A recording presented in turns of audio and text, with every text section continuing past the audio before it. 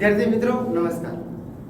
Shri SN વિદ્યાલય દ્વારા સંચાલિત e learning પ્રોગ્રામમાં હું આપ સૌ વિદ્યાર્થી મિત્રોનું હાર્દિક સ્વાગત કરું છું।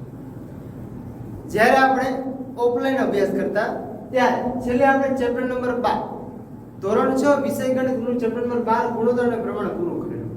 હવે એક નવા ચેપ્ટરની શરૂઆત કરીએ છીએ, ચેપ્ટર નંબર 11 બીજ ગણિત।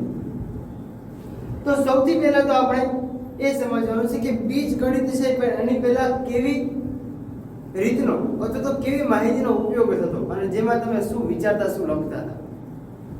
તો સૌથી પહેલા તો ગણિતની કઈ એવી શાખા છે કે જેમાં આંકડાઓનો અભ્યાસ કરવામાં આવે છે।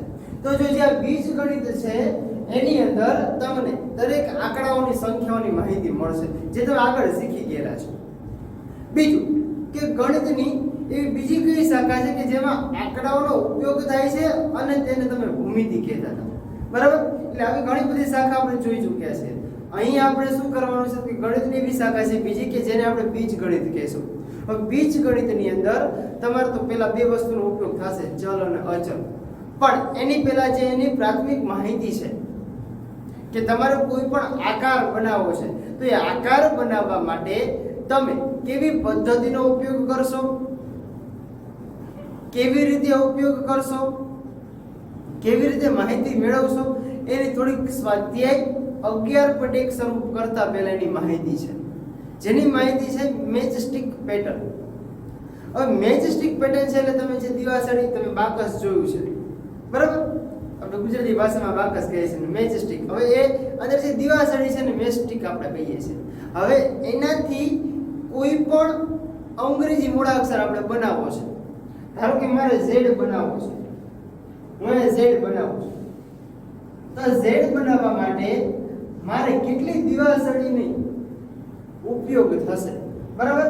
તો જુઓ તો એક તો દિવાસળી તમે આ રીતે જોયેલી છે, આ એક દિવાસળી આપણી થઈ, બીજી રીતે એક આડો છે એટલે અહીંથી તમે આમ એક દિવાસળીનો ઉપયોગ કરશો અને હજી એક દિવાસળી જોઈએ તો ત્રીજી દિવાસળી આપણે અહીં આમ દોરી શકીએ। જો આ ત્રણ દિવાસળીનો આપણે ઉપયોગ થયો તો એક z બનાવવા માટે આપણે ત્રણ દિવાસળીની જરૂર પડે છે। કેટલી દિવાસળીની? ત્રણ દિવાસળી। પણ હવે કદાચ આપણે બે z બનાવવા છે તો ત્રણ z બનાવવા છે તો આપણે એની જે શરૂઆત કરી ઓછી દિવાસળીથી ઉપયોગ કરીએ, બરાબર? તો જો તો પહેલા તો આપણે શું લખીશું એની અંદર? તો પહેલા તો આપણને બધાને ખબર છે કે આપણે પહેલા પ્રાથમિક માહિતી લખવી પડે, બરાબર? એ લખવા માટે આપણે શેનો ઉપયોગ કરશું? તો કે આગળની જે શાખાનો તમે ઉપયોગ કરી ચૂક્યા છે એની થોડીક માહિતી લખી નાખીએ આપણે। એટલે કે ગણિતની એવી શાખા છે કે જેમાં આંકડાઓનો અભ્યાસ કરવામાં આવે છે। તો દરેક વિદ્યાર્થી મિત્રો યાદ રાખજો, વિકલ્પમાં અને ખાલી જગ્યા ખરા ખોટા દરેકમાં પૂછાઈ શકે અને એમ પૂછે કે ગણિતની કઈ એવી શાખા છે કે જેમાં અથવા કોની શાખામાં આંકડાઓનો ઉપયોગ કરવામાં આવે છે। આવા બધા અલગ અલગ પોઈન્ટ પૂછાઈ શકે, બરાબર? તો લખી શકાય પહેલો પોઈન્ટ કે ગણિતની એવી શાખા કે જેમાં કોનો ઉપયોગ કરવામાં આવે છે કે જેમાં આંકડાઓનો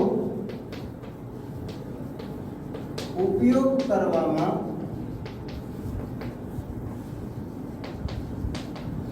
આવે છે। આ એક પોઈન્ટ હતો જે આપણે આગળ જોઈ ચૂક્યા છે। થોડી પ્રાથમિક પ્રાઇમરીની માહિતી તમારી પાસે છે, બરાબર?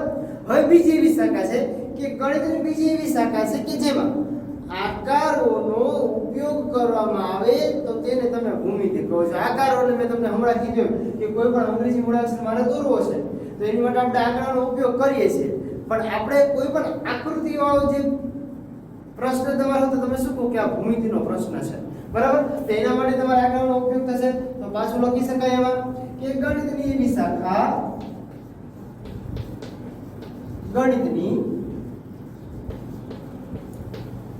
શાખા કે જેમાં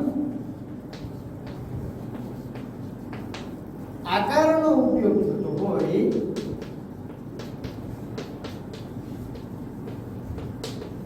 કે જેમાં આકારોનો ઉપયોગ થતો હોય અથવા તો ઉપયોગ કરવામાં આવતો હોય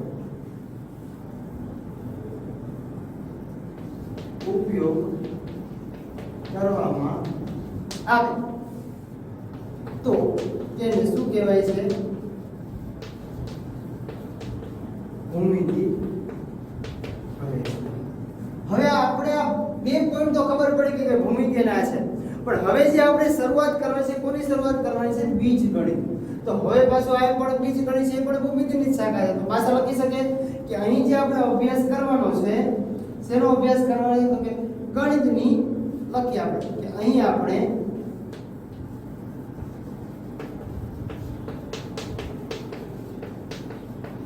ગણિતની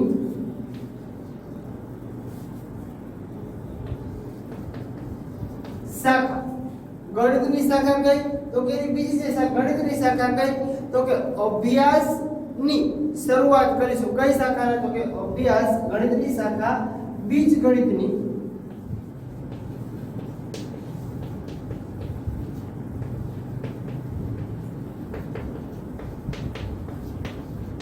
શરૂઆત કરીશું. હવે બીજ ગણિતની શરૂઆત કરો તો મેં તમને પહેલા જ કીધું કે આપણે કોઈ પણ શબ્દ સમજવો છે તો એની માટે આપણે પહેલા જોયું કે મેચ સ્ટિક પેટર્ન.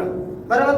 તો મેચ સ્ટિક પેટર્ન માટે આપણે શું કરશું? પહેલા ફરી પાછું એકવાર યાદ દેવડાવી દઉં કે આ જે ચેપ્ટર છે એની અંદર તમારે આંકડાનો ઉપયોગ થશે, આકારનો ઉપયોગ થશે, ચલચલનો ઉપયોગ થશે, પણ જેમ જેમ તમે સ્ટેપ આગળ વધતા જશો, સ્વાધ્યાય 11.1, 11.2, 11.3, તેમ એમ તમારે આગળના સ્ટેપ આવતા રહેશે. બીજું કે ગણિતની એવી શાખા કે જેમાં આંકડાનો ઉપયોગ થાય છે. બીજું કે ગણિતની બીજી એવી શાખા કે જેમાં આકારનો ઉપયોગ થાય છે, તેને તમે ભૂમિતિ કહો છો. બરાબર? આંકડાનો ઉપયોગ કરવામાં આવે છે. બરાબર? અથવા તો અભ્યાસ કરવામાં આવે છે. અહીં આપણે શબ્દ લખી શકીએ કે આંકડાઓનો અભ્યાસ કરવામાં આવે છે. આપણે ઉપયોગની જગ્યાએ એવો શબ્દ વાપરીએ અભ્યાસ કરવામાં આવે છે, તો આપણને વધારે માહિતી મળે. ઉપયોગ કરતા આપણે અભ્યાસ શબ્દ લખી નાખીએ.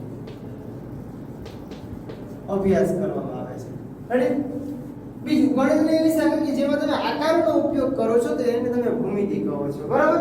હવે અને એના પછી અહીંયા આપણે સમજવાનું છે તે કે અહીં આપણે ગણિતની શાખા બીજ ગણિતની શરૂઆત કરવાની છે. કોની?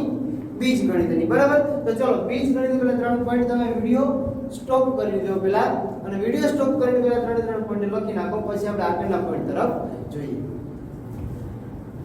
તો ચલો આગળના પોઈન્ટ જોવા માટે આપણે પેલા ફરીથી આખો પોઈન્ટ સમજીએ.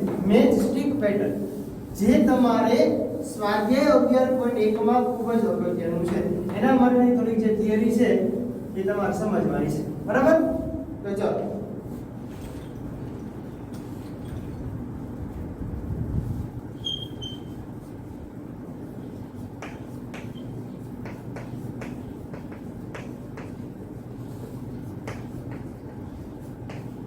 મેચ સ્ટિક પેટર્ન છે વિદ્યાર્થીઓ. મેચ સ્ટિક પેટર્ન ની અંદર તો સૌથી પહેલા તો આપણે કોનો મેચ સ્ટિક એટલે શું?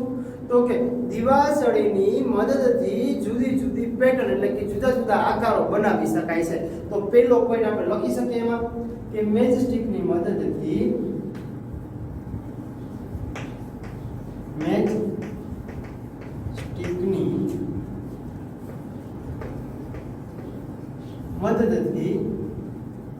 આપણે જુદા જુદા આકારો બનાવી શકાય છે. મેં તમને પેલા આપણે ઝેડ દોરીને સમજાવ્યું કે ઝેડ બનાવવો છે તો કેટલા આકારોની જરૂર પડશે. હવે એની જગ્યાએ તમારે સી બનાવવો છે તો સી માં તમે કેટલા આકારોની જરૂર, ઈ બનાવવો છે તો ઈ માં તમારે કેટલા આકારોની જરૂર પડશે, એ બનાવવો છે તો એ માં તમારે કેટલી મેસ્ટિકની એટલે કે દિવાસળીની જરૂર પડશે એ સમજવાનું છે. અહીં આપણે પહેલા તો બે વસ્તુની સમજ કે ધારો કે સૌથી પહેલા બે દિવાસળી આપણે લઈએ છીએ, બરાબર? તો કે બે દિવાસળીના ઉપયોગથી તમે પેલા શું બનાવી શકો. તો આપણે શરૂઆત કરીએ કે એક સાદો એવો મૂળાક્ષર લઈ લઈએ છીએ કે બે દિવાસળીની મદદથી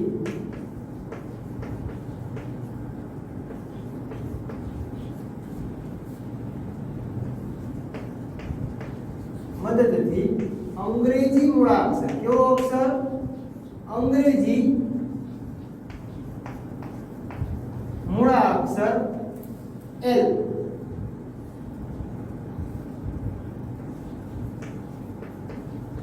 બનાવી શકાય છે જો અંગ્રેજી મૂળાક્ષર એલ બને છે અથવા તો બનાવી શકાય છે બરાબર.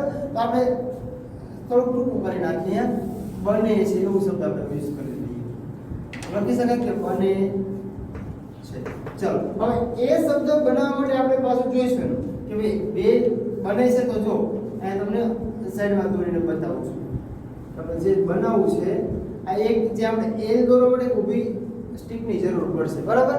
તો એમાં આપણે આવી રીતે દોરી શકીએ છો. તમે બધા જાણો છો કે દિવાસળી આ પ્રકારની હોય છે. આ એક દિવાસળીનો ઉપયોગ થયો પણ હજી જો એક નીચેનો એલ આકાર બનાવવા માટે નીચેનો ભાગ પણ આપણે જોશે. તો તમે આવી રીતે બનાવી શકશો એમ જો થાય આવી રીતે. તો તમને એલ આકાર જેવો કંઈક ભાગ તમને મળે એલ આકાર જોઈ રેડી.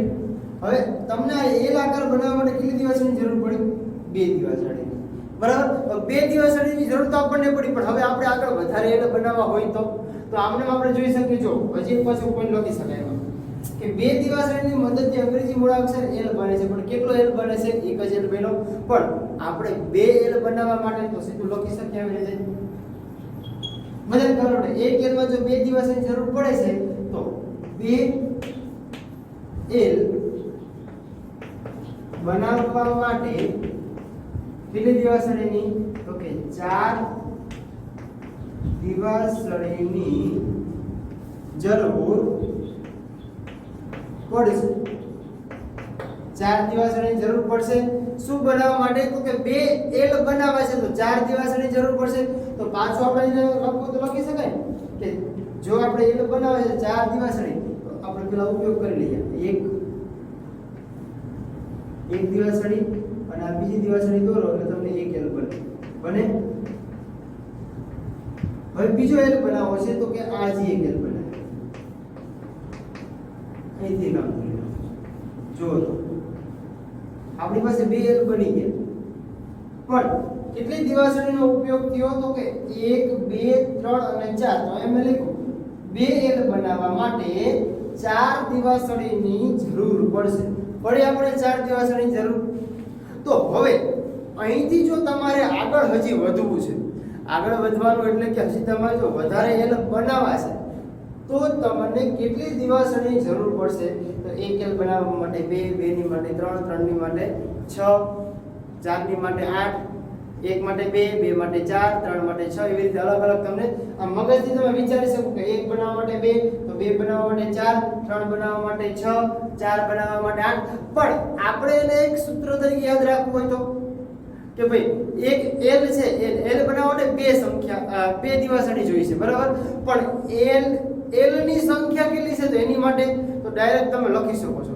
પણ થોડુંક એની પહેલા આપણે કોષ્ટક જોતા જઈએ. મેં જે તમને કીધું કે એક એલ બનાવવા માટે બે દિવાસળી બે એલ બનાવવા તો લખી શકાય કે વધારે એલ ની પેટર્ન બનાવવા માટે કેટલી દિવાસળીની જરૂર પડશે તે કોષ્ટક દ્વારા સમજીએ. એટલે આપણે જે કોષ્ટક એક દોરવાનું છે એના દ્વારા આપણે સમજવાનું છે બરાબર.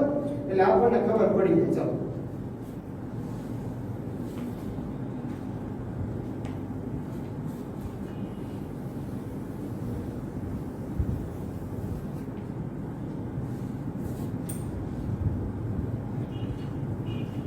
આ લખું છું કે વધારે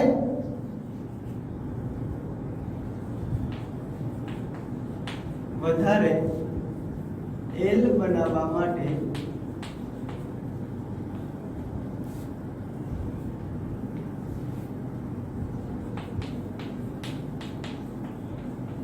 કેટલી દિવાસળીની જરૂર પડશે તે કોષ્ટક દ્વારા સમજીએ. હવે આપણે કોષ્ટક દ્વારા સમજવું છે વિદ્યાર્થી. તો એની માટે થોડુંક આપણે પેલા લખવું પડશે કે કોષ્ટક દ્વારા જે આપણે સમજવાનું છે એમાં કેવી રીતે આપણે સમજશું.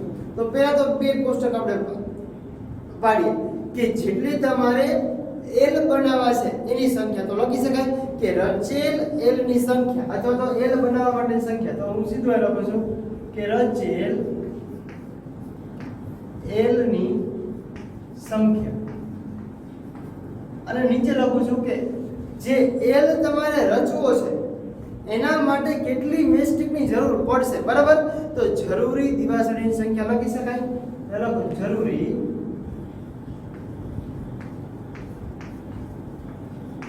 દિવાસળીની સંખ્યા.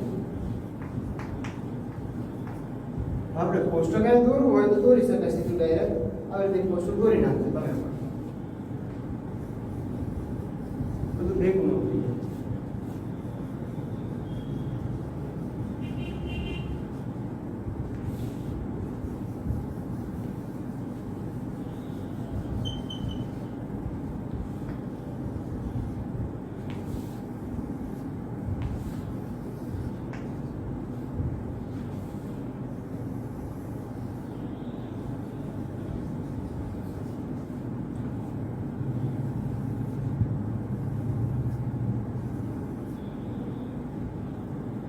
હવે જો અહીંયા આપણે કોષ્ટક એક પ્રકારનું દોર્યું છે, એમાં આપણે જોવું છે કે આપેલ રચેલ l ની સંખ્યા, તો l રચવા માટે આપણે જોઈશું પેલા એક l છે, તેની માટે જરૂરી દિવાસળીની સંખ્યા કેટલી હતી આપણી પાસે, તો કે 2.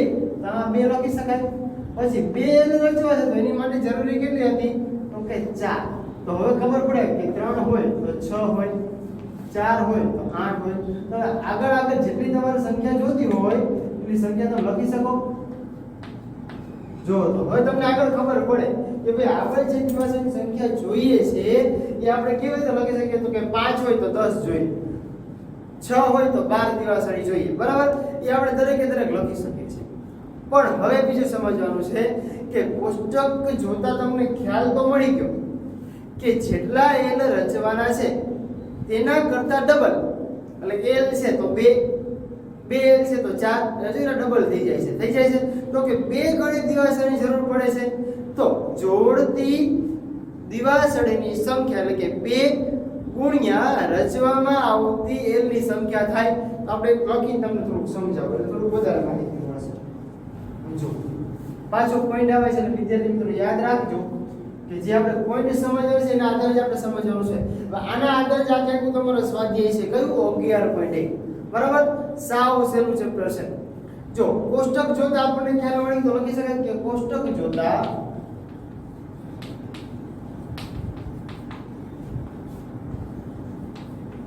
જાણી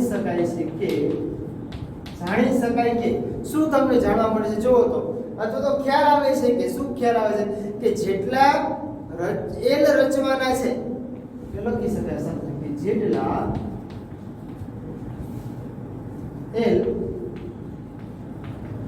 રચવાના છે તેના કરતા કેટલા ગણી, તો તેના કરતા 2 ગણી એટલે કે ડબલ થઈ ગઈ.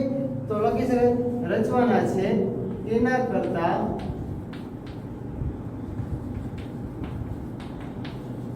2 ગણી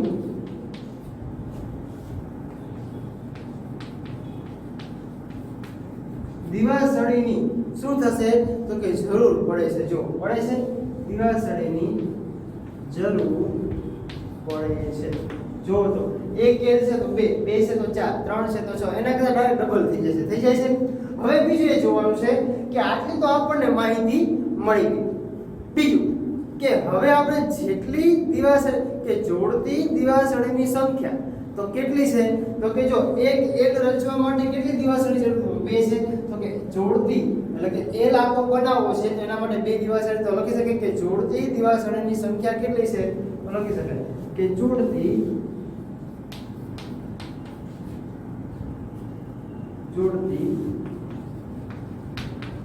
દિવાસળીની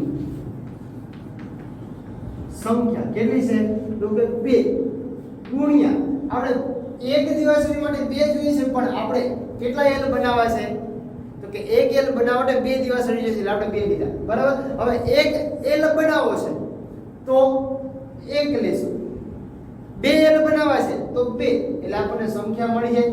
દિવાસળીની સંખ્યા અહીંયા આપણે મૂકીશું બરાબર 2 ગુણ્યા શું, તો કે જેટલા l રચવામાં છે અથવા લખી શકાય કે રચવામાં આવતી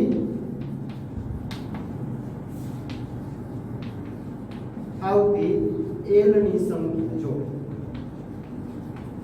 રચવામાં આવતી L ની સંખ્યા તો કે આપણે જો કે L એક L રચવો છે તો એના માટે આપણે લખી શકીએ પાછું જો એક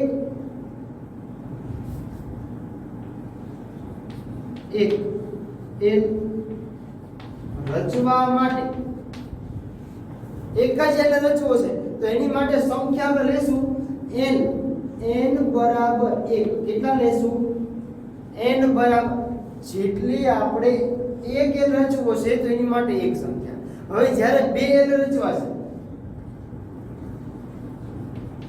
જ્યારે બે L રચવા માટે n બરાબર 2 જો તો લઈ શકાય n ની વાત કરું છું અહીંયા જો એક L રચવો છે બરાબર તો એક સંખ્યા બે L રચવા છે તો n બરાબર 2 3 એટલે ટૂંકમાં છે ને આ આપણું શું છે n બરાબર છે શું છે n બરાબર આખી લાઈન છે એટલે આપણને ખબર પડી ગઈ બરાબર અને આપણને જવાબ મળે છે આની આગળ લખો કે L બનાવવા માટે કેટલા સ્ટ્રિંગની જરૂર પડશે તો અહીં જો આપણે લખેલું છે કે એક L બનાવવા માટે બે દિવાસળી છે બે દિવાસળીની મદદથી અંગ્રેજી મૂળાક્ષર L બને છે એટલે આપણે એ તો પેલા માની કે કોઈ પણ તમારે મૂળાક્ષર બનાવવો છે તો એની માટે તમારે કેટલી દિવાસળીની જરૂર પડશે એના આધારે જ તમે એ લખી શકશો બરાબર તો હવે પાછું જોઈએ કે એક L રચવા માટે એક n બરાબર 1 બે L રચવા માટે n બરાબર 2 તો આમ n માટે કોઈ પણ પ્રાકૃતિક સંખ્યા લખી શકાય આમ કોની માટે તો કે L રચવા માટે અથવા તો કોઈ પણ લખી શકાય આમ n માટે કોઈ પણ પ્રાકૃતિક સંખ્યા 1 2 3 4 ડેશ ડેશ ડેશ ડેશ કોઈ પણ પ્રાકૃતિક સંખ્યા તમે લઈ શકો છો બરાબર તો લખી શકાય કે એની માટે 1 2 3 4 5 હોઈ શકે આપણને ખબર નથી જેટલા L રચવા છે એની માટે આપણે સંખ્યા લખી શકીએ બરાબર એટલે ખાસ ધ્યાન રાખજો અને અગત્યનું છે એટલા માટે કહું છું હવે બીજું આ તો આપણું ખરું પણ હવે એની માટે આપણે જોવું છે કે એનું સૂત્ર શું તમે બનાવી શકો તો જો આપણે શું લખ્યું કે જોડતી દિવાસળીની સંખ્યા બરાબર અથવા તો જોઈતી દિવાસળીની સંખ્યા લખી શકાય બરાબર જોઈતી અહીંયા સંખ્યા બરાબર જોઈતી દિવાસળીની સંખ્યા બરાબર 2 ગુણ્યા રચવામાં આવતી L ની સંખ્યા તો જો તો દિવાસળીની સંખ્યા શોધવી છે આપણે તો એક પોઈન્ટ લખું છું જો સમજો દિવાસળીની સંખ્યા બરાબર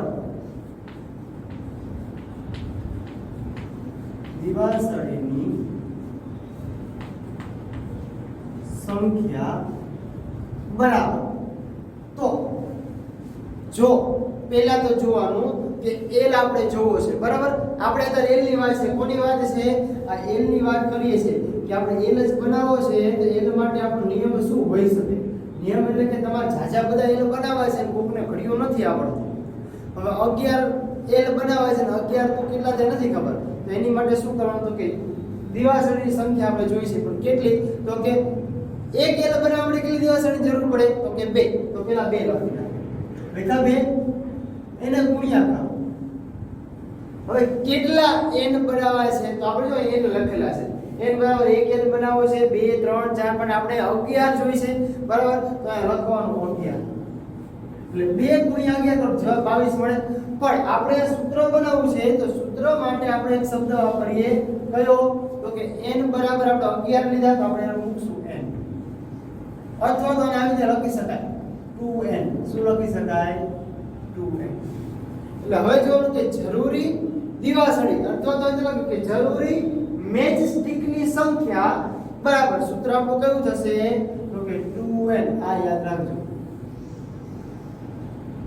જ્યાં જે અક્ષર બનાવવા માટે ખાલી પેજ દિવાસળીનો ઉપયોગ થતો હોય ત્યાં ખાલી કેટલી દિવાસળી બે જ દિવાસળીની વાત છે, બે દિવાસળીનો ઉપયોગ થતો હોય ત્યાં તમે શબ્દ વાપરી શકશો ટુ એન્ડ. કયો શબ્દ? To end. ફરી પાછું એકવાર બધું યાદ દેડો તો જો વિદ્યાર્થીઓ સમજજો, સમજાશે તો જ ખબર પડશે ને કે બધું ઉપર જશે. આટલી માહિતી ખાસ યાદ રાખજો. આપણે યાદ રાખવાનું છે કે આ શબ્દ આપણને ક્યાંથી મળ્યો છે ટુ એન્ડ. હવે 2 ગુણ્યા n લખો અથવા તો 2n લખો, બંને વસ્તુ અથવા તો બંને સરખું જ છે, બરાબર? એટલે એવું નહીં સમજવાનું કે અહીંયા 2 ગુણ્યા n લખાય 2 લખાય, ભાઈ આ બે વચ્ચે કઈ નથી તો ગુણાકારનો સંબંધ હોય. આવું આપણે જોઈ ગયા છીએ, બરાબર? મેં તમને ગોળના પ્રમાણ પણ કીધેલું કે જો બે આ બે વચ્ચે ચલ અને અચલ છે, જો બે છે ને એમાં અચલ છે, અચળ પણ કહી શકો, અને n છે ને ચલ છે, એટલે n બરાબર કોઈ પણ પ્રાકૃતિક સંખ્યા જો લખેલું છે આપણે 1 2 3 4, એના માટે આપણને સંખ્યા ખબર નથી, તો આપણે એની માટે સંખ્યા ધારવા માટે આપણે n નો ઉપયોગ કર્યો છે. ફરી પાછું એક મેચ સ્ટિક પેટર્ન વિદ્યાર્થી મિત્રો, તો કે કોઈ પણ પેટર્ન આપણે બનાવી છે, બરાબર? તો કે ધારો કે પહેલા આપણે એક દિવાસળીનો ઉપયોગ કરીએ છીએ કે દિવાસળીના ઉપયોગથી આપણે જુદા જુદા આકારો, જુદા જુદા પેટર્ન, જુદા જુદા વિવિધ ચિત્રો બનાવી શકાય છે, બરાબર? તો અહીંયા આપણે શું કર્યું પહેલા તો કે દિવાસળીની મદદથી અંગ્રેજી મૂળાક્ષર l બને છે. જો બને છે l, તો આપણે પહેલા l બનાવ્યો, બને છે l, હા તો કે l બનાવ્યો. તો પણ એ એક l બનાવવા માટે કેટલી દિવાસળી જોઈ છે આપણે? તો આપણે પહેલા જ કીધું કે બે દિવાસળીની મદદથી અંગ્રેજી મૂળાક્ષર l બને છે. કેટલી દિવાસળી છે? તો આ એક l બનાવવા માટે બે દિવાસળી જોઈએ. કેટલી દિવાસળી? બે દિવાસળી આપણે જોઈશે, બરાબર? બીજું હવે પાછું આપણે નીચે લખ્યું કે જો બે l બનાવવા હોય તો કેટલી દિવાસળીની જરૂર પડશે? તો પાછું આપણે લખી શકાય કે બે l બનાવવા છે તો 4 દિવાસળી જોઈએ. કેટલી દિવાસળી? 4 દિવાસળી. તો અહીંયા આપણે જો એક l બનાવવો છે તો અહીંયા લખી શકાયની છે 2n બરાબર 2 ગુણ્યા n કેટલા છે? n એટલે કે l ની સંખ્યા કેટલી? તો 1 બરાબર જવાબ કેટલો મળે? 2. જો મળે છે અહીંયા. હવે કરે છે આની માટે આપણે જોવું છે તો 2 ગુણ્યા n બરાબર 2 ગુણ્યા n ની સંખ્યા કેટલી? n એટલે કે l, l એટલે કે જે 1 અને 2 છે તો 2 મૂકો, બરાબર? કેટલી સંખ્યા? 4. જો તો આ 4 છે, અહીંયા 4 છે, અહીંયા જો તો 4 મળી ગયા. એ રીતે આગળ સંખ્યા જોવા માટે તમે આગળ વધીશું, સમજાશે? એના પછી અહીં આપણે જોયું કે વધારે l બનાવવા માટે કેટલી દિવાસળીની જરૂર પડશે તે જોવા માટે નીચેનું કોષ્ટક આપણને આપે છે. કોષ્ટક દ્વારા સમજો. જો રચેલ l ની સંખ્યા અને જરૂરી દિવાસળીની સંખ્યા, બંને સંખ્યાઓ આપણને આપેલી છે. તો કે જેટલા l આપણે રચવા છે એની સંખ્યા, તો કે 1 2 3 4 5 6 જેટલા l રચવા, અને નીચે શું લખ્યું તો દિવાસળીની સંખ્યા. તો કે એક l રચવો છે તો 2 દિવાસળી, 2 l રચવા છે તો 4 દિવાસળી, 3 l રચવા છે તો 6 દિવાસળી આવી જરૂર પડશે. તો એની માટે આપણે એક સૂત્ર બનાવવું પડશે. પાછળ નીચેનું પેટર્ન એક લખેલું છે કે કોષ્ટક જોતા ખ્યાલ આવે છે કે જાણી શકાય છે કે જેમાં જેટલા l રચવાના છે તેના કરતા ડબલ એટલે કે 2 ગણી દિવાસળીની જરૂર પડે છે. તેથી જોઈતી દિવાસળીની સંખ્યા બરાબર 2 ગુણ્યા રચવામાં આવતી l ની સંખ્યા છે. જો તો અહીં ત્યાં લખેલું છે જોઈતી દિવાસળીની સંખ્યા બરાબર તો કે 2 ગુણ્યા રચવામાં આવતી l ની સંખ્યા. હવે આપણે પાછું એના આધારે જ બીજું જોયું. જો શું જોયું? તો કે જો એક l રચવા માટે n બરાબર 1, જ્યારે 2 l રચવા માટે n બરાબર 2 લીધા છે. હા, આમ n માટે કોઈ પણ પ્રાકૃતિક સંખ્યા તમે 1 2 3 4 5 અનંત સુધીનો ઉપયોગ કરી શકો છો. હવે આપણે પેલો જ પ્રશ્ન એમ મેં કીધું તમે યાદ રાખજો, પણ શું યાદ રાખવાનું છે કે આપણે એલ ખાલી એલ રચવા, જે કોઈ પણ આકાર તમારે બનાવવો છે તો એના માટે કેટલી દિવાસળી તમારે જોઈશે પહેલા એ નક્કી કરી લો. ધારો કે મેં તમારે એલ બનાવ્યો છે 2 દિવાસળી, હમણાં ઝેડ બનાવે ત્યારે 3 દિવાસળી જરૂર પડી, તો શું કરવાનું ખબર છે કે આ 2 ની જગ્યાએ ખાલી 3 મૂકી દેવાનું. 3 ગુણ્યા n. આપણે એના માટે જોઈએ કે જો એને શોધવો છે ત્યારે લખવાનું કે દિવાસળીની સંખ્યા બરાબર આપણો એક જાતનો નિયમ છે આ કે 2 ગુણ્યા n. 2 એટલે જેટલી દિવાસળી જોઈ છે આપણે એક l માટે એટલીની સંખ્યા, અને ગુણ્યા n એટલે કે જેટલા l રચવાના છે એની સંખ્યા. જો રચેલ l ની સંખ્યા એટલે n અને દિવાસળીની સંખ્યા તો આપણે આગળ લખેલું છે 2. બરાબર? ખાસ યાદ રાખજો તો આ નિયમ આપણો છે એ નિયમ ભૂલાય નહીં. હવે આના આધારે તમને બીજા નિયમ બનાવવાના કીધા હોય તો આવડે ખરા? આવડે. ધારો કે મને એમ કીધું કે એક ટી બનાવવો છે. શું બનાવવો છે? ટી. મારે એક ટી જો બનાવવો છે તો ટી બનાવવા માટે મને નિયમ આપો. તો આપણને એટલું તો વિદ્યાર્થી મિત્રો ખબર પડે કે એક ટી બનાવવા માટે એક 2 દિવાસળીનો ઉપયોગ થાય. જો થાય છે એક આ દિવાસળી અને બીજી આમ દિવાસળી. મારે 2 દિવાસળીનો ઉપયોગ થાય છે તો એક ટી બનાવવા માટે 2 દિવાસળી હોય તો ગુણ્યા 2 ગુણ્યા n ની સંખ્યા એટલે 2n થાય. જો તો મેં તમને કીધું જ્યાં 2 દિવાસળીનો ઉપયોગ થતો હોય ત્યાં સૂત્ર 2n મૂકી દેવાનું. ધારો કે મારે z બનાવવો છે. શું બનાવવું છે? z. તો z માં એક દિવાસળી, આમ બીજી અને આમ ત્રીજી, તો 3 થાય છે. તો કે 3 ગુણ્યા n. એક અક્ષર બનાવવા માટે જેટલી દિવાસળીનો ઉપયોગ થતો હોય એને ગુણ્યા n મૂકી દેવાનું. સમજાશે? નિયમ બનાવવા માટે. ચલો હવે જોઈ લો, પહેલા આપણે એકવાર વાંચી જાઓ, વિડિયો સ્ટોપ કરીને એકવાર કમ્પ્લીટ બધું લખી જાઓ એટલે તમને બધાને માહિતી ખબર પડી જાય. પછી આપણે આગળની ચર્ચા કરીએ. ચલો જોઈ લો, પહેલા બધું શાંતિથી વ્યવસ્થિત જોઈ લો અને વિડિયો સ્ટોપ કરીને લખી લો. તો ચલો હવે આપણે વિદ્યાર્થીઓ જોવાનું છે આગળનું સ્વાધ્યાય 11.1 જે આપણે આવતા લેક્ચરમાં જોશું. Thank you.